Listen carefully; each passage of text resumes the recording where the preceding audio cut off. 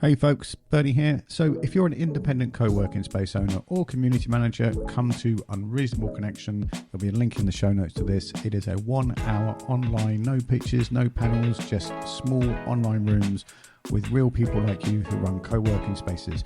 We talk honestly about what's going on. It's not recorded. There's no sponsors. There's no product placement. And together you will figure it out with the other 3 or 4 people in your room. It's informal but structured, so you actually meet people and not just share a screen. I would say it's the anecdote to awkward networking. In fact, it's the networking event for people that don't like networking. And you can click the link in the show notes. It's online, it's free, and I hope to see you there. Now, on with the show. Hello, folks. It is another Co-working Values podcast. Thank you for tuning in today again. And all the way from Sweden, we have Mika in the studio. So, Mika, what are you known for and what would you like to be known for? Hello. I am known for helping people try to find activities in associations in Malmö. And I want to be known for having written the world's best novel ever. Ooh, that's setting the bar very high for other guests.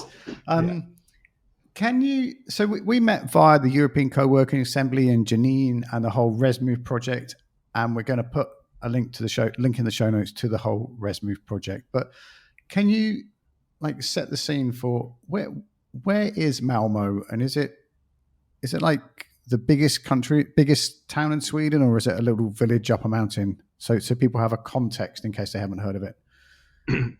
Now, Sweden is the 3rd biggest city in Sweden, and it is in the south of Sweden, and we have close connection to Copenhagen. We have a bridge between Malmö and Copenhagen, so we have had we are very intercontinental.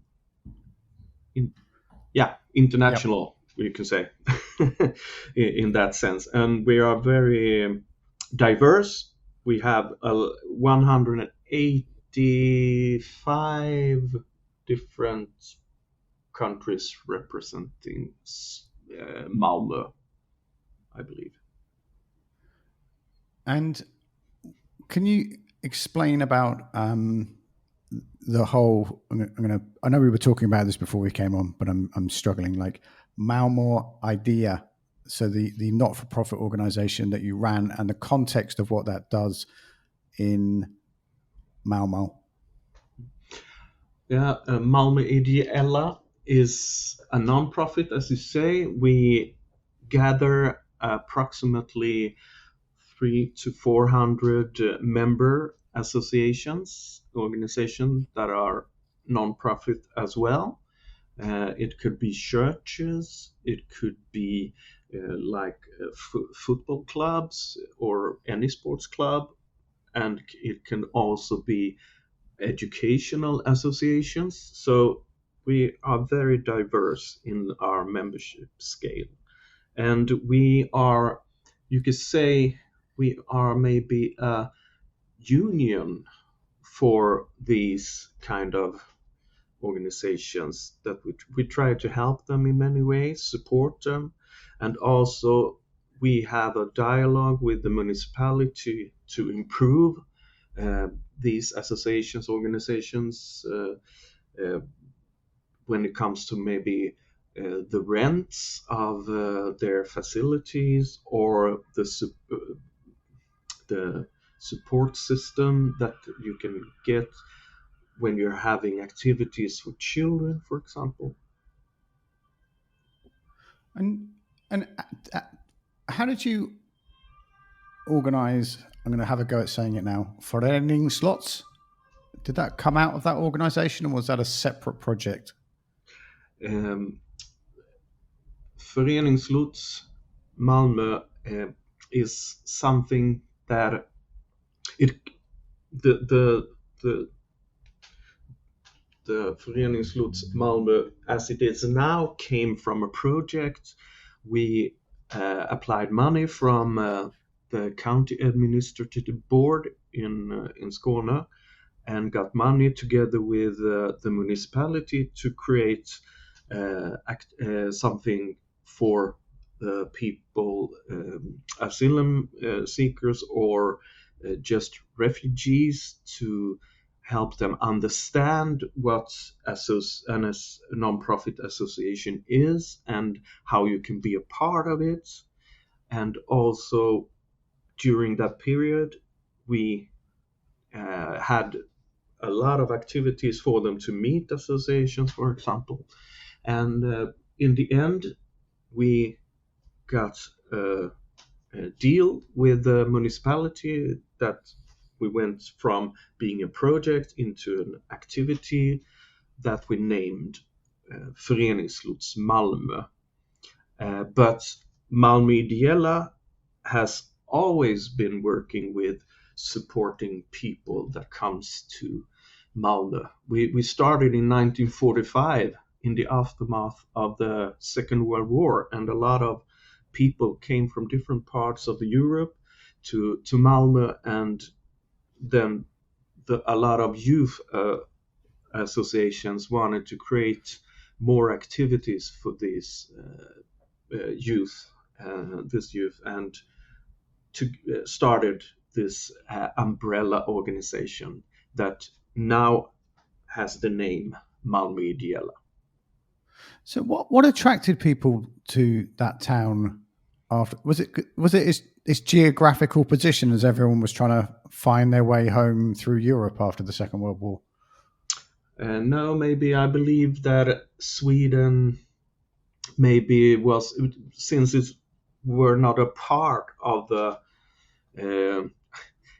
we were a part, unfortunately, in doing a lot of things that maybe were not so good, like letting the Germans transport things to Norway or the other way. So, but the infrastructure was good, and the system with the welfare system was also good. So that maybe was something that made people or the youth, that a lot of people saw that it was a great place maybe to start a new life. And how I'm going to have another go at Föreningslots. Is that right? Yeah, Föreningslots. Yeah. By the end of the podcast, folks, I'll be able to say it properly. But so if I was new to Malmö and I didn't speak the language, how would it feel walking into Föreningslots? Like,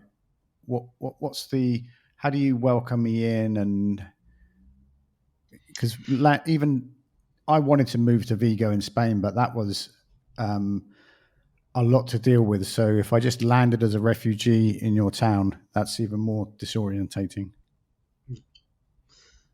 Yeah. I could start by saying that it is probably easier for a person who comes new to a country to get contacts, to get a better contact with people that are connected to associations, organizations, than to the municipality. Because when it comes to the municipality, you have certain things that you need to do when you come here, but the associations don't ask questions about things that maybe are hard to talk about, for example. So in general, the associations are much more welcoming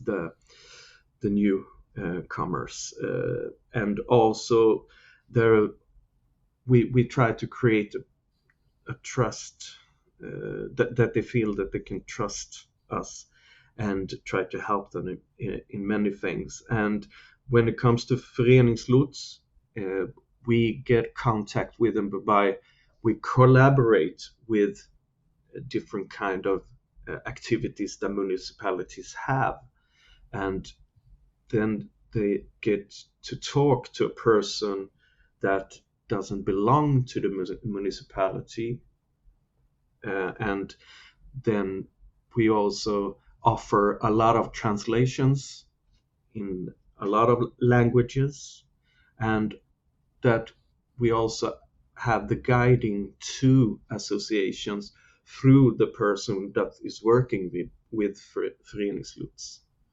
And that is a strength, because although maybe the municipality is working with a lot of associations, they don't know the associations.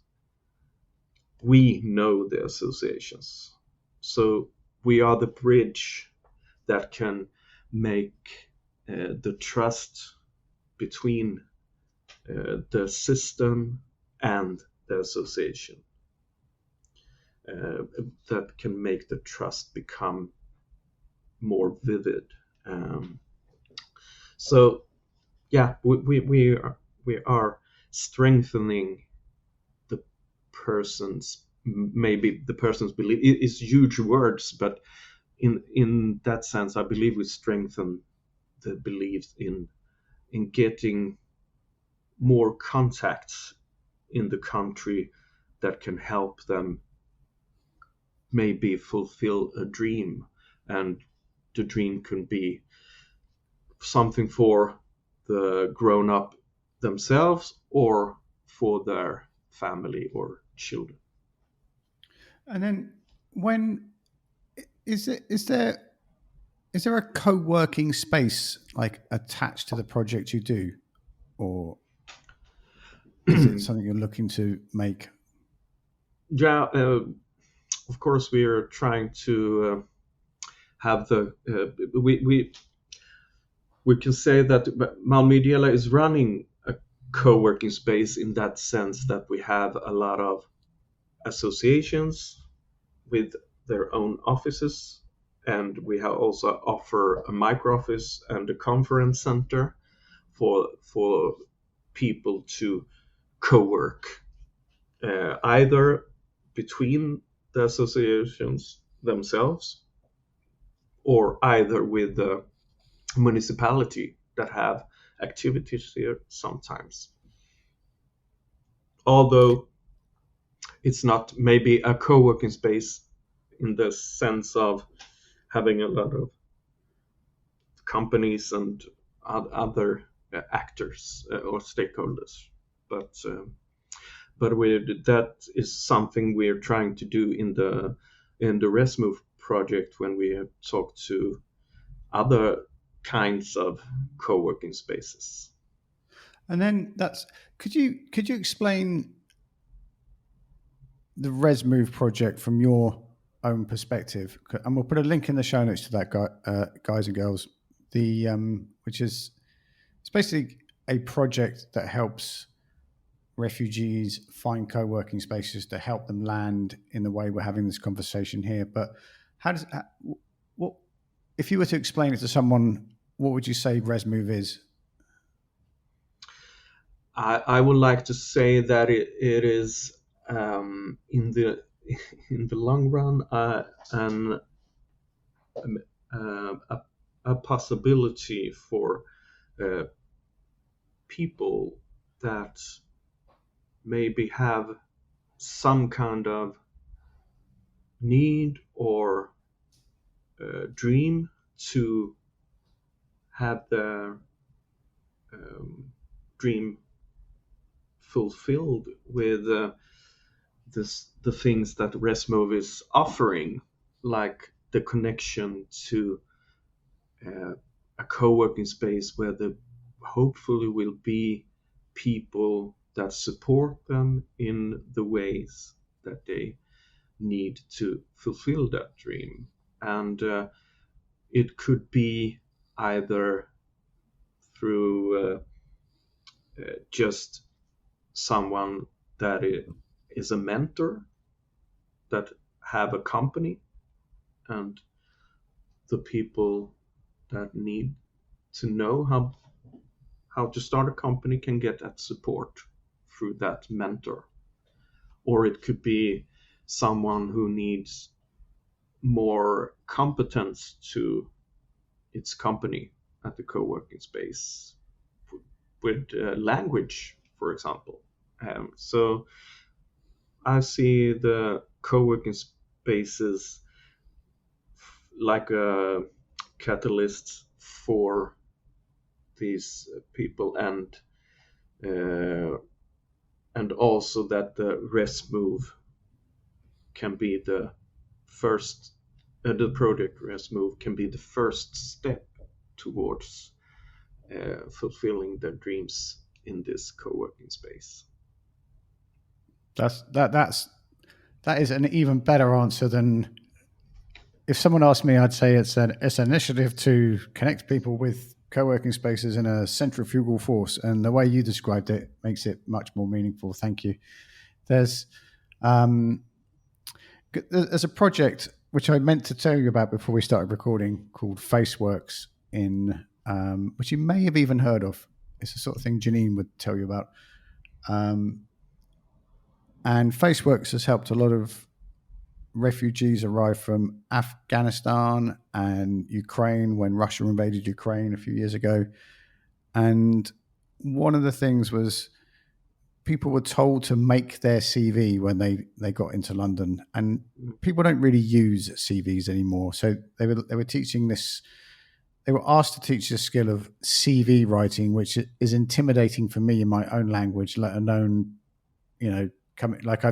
when I moved to Spain, if I had to write my CV in Spanish, it would be really hard. Not so much now we have AI, it would probably be easier, but even then, the nuance in the language.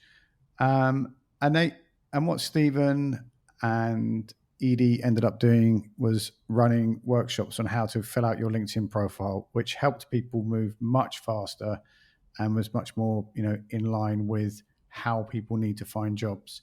And then there's a whole, which you've spoken about, the whole community element that happens around people all landing together. Can you say a bit about the community element that comes out of people joining around all your projects in your town?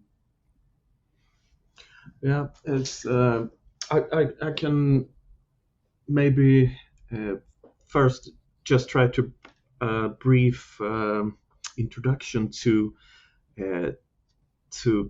this with the thing with helping people in Malmö. That there are a lot of associations that wants to help people that comes to Malmö, and how they can benefit from it to get the connection with associations.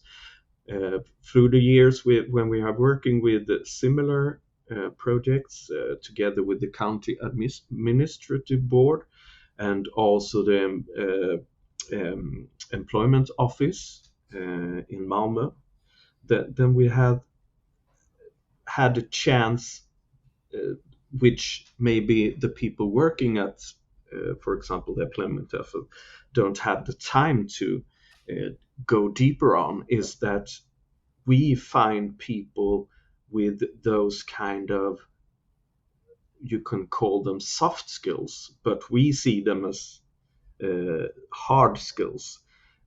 One example is that I once got a contact with a person that had been the champion at a university in Syria, and also were a coach training youth in Syria, and no one had asked him about what he had done when he was studying or working. They just asked about those things, but we asked him about what you do in your spare time, and we also took care of this question when he said that he had been the champion of the university and also were a coach. So we set him up with a swimming club, and he went to one training, and after that training they hired him for being a coach for children, because he had the language. We were not so good in Swedish. He didn't like to speak Swedish, and so, but doesn't matter for the club. They wanted his skills. So, and that is something that when we talk a lot about, oh, you should get it, we try to find a work as fast as they can, and we see the municipality try to do projects where they try to put them in the working environments straight away without even maybe have finished the Swedish for immigrants, for example, and then to get work maybe for a short term, because we had the system that you can the employer doesn't have to pay so much money to get help. They get paid instead for having people for 6 months or so. And many of those got work maybe at a place where they just speak the language that the person, the native tongue that the person had. So when they come back in the system, they have maybe even worse Swedish than before. So that is one really strong purpose that we have, that when we meet these people, we, even though they get a job, maybe we need to also support them in getting activities where they meet more people, that are having a good time, and also maybe talk more Swedish to help them for the future, and so on. So when we talk about work, it's important, but as you say, the CV maybe doesn't you don't see the CV as you did before. But if we instead could help them get more contacts that have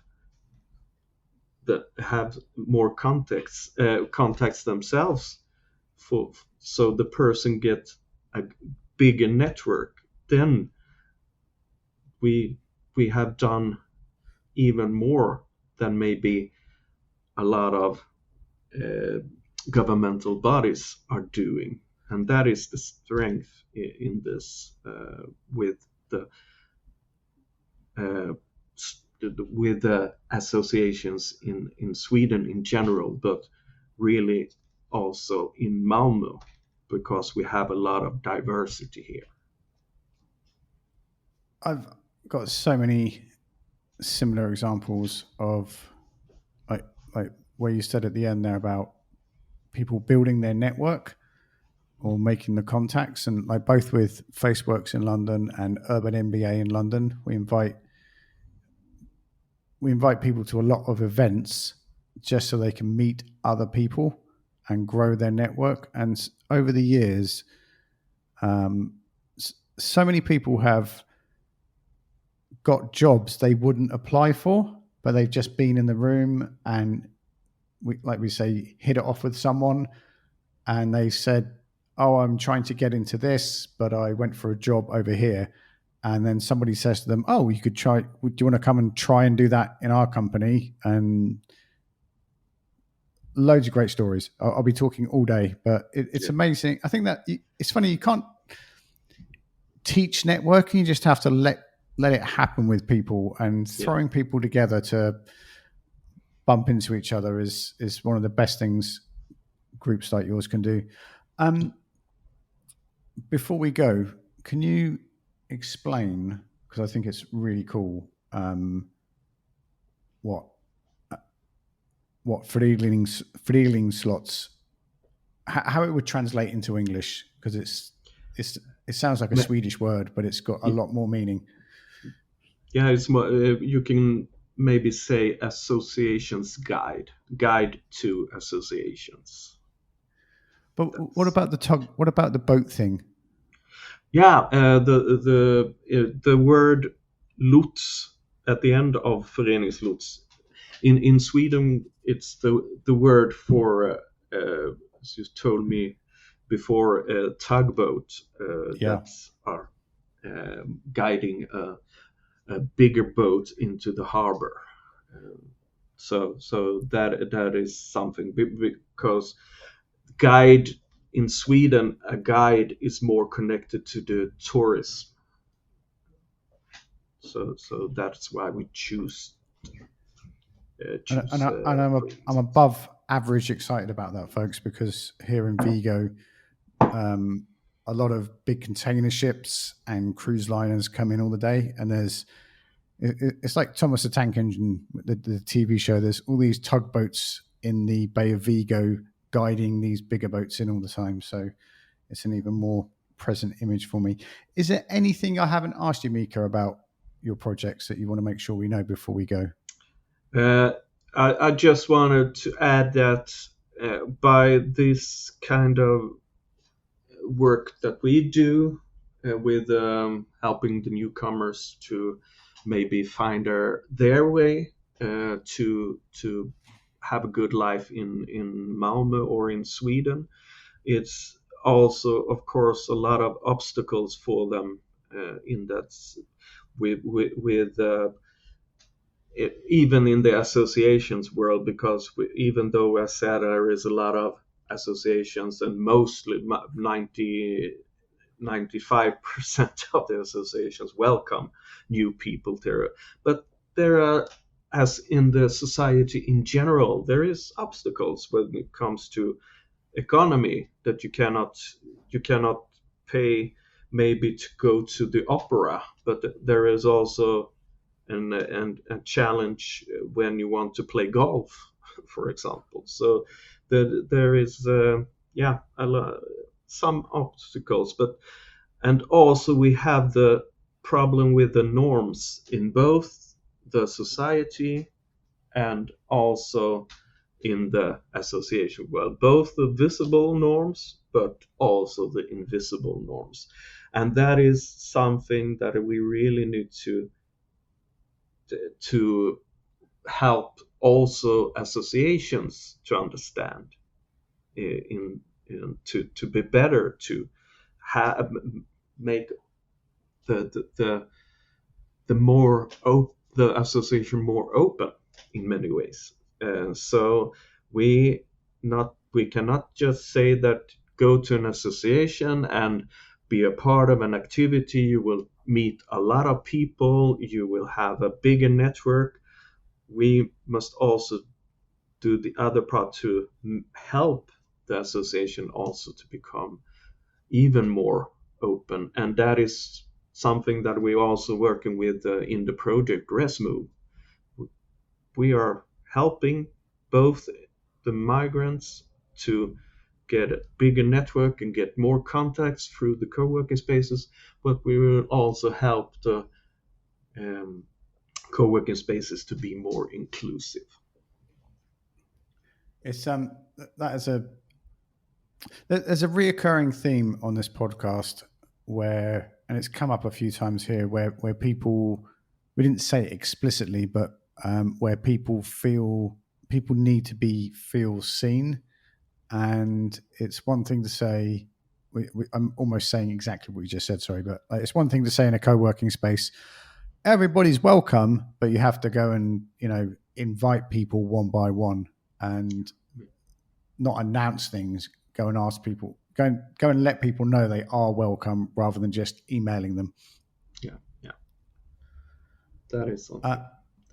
There's so we're going to put links to all your projects in the show notes. Where's the best place to contact you or follow you or stay in touch online?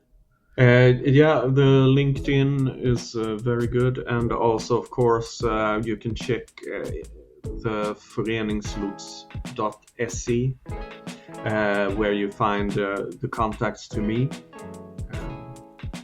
and other interesting things on how we are working with Föreningslots Malmö.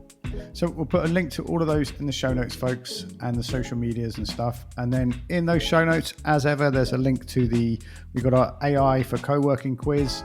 There is the LinkedIn group.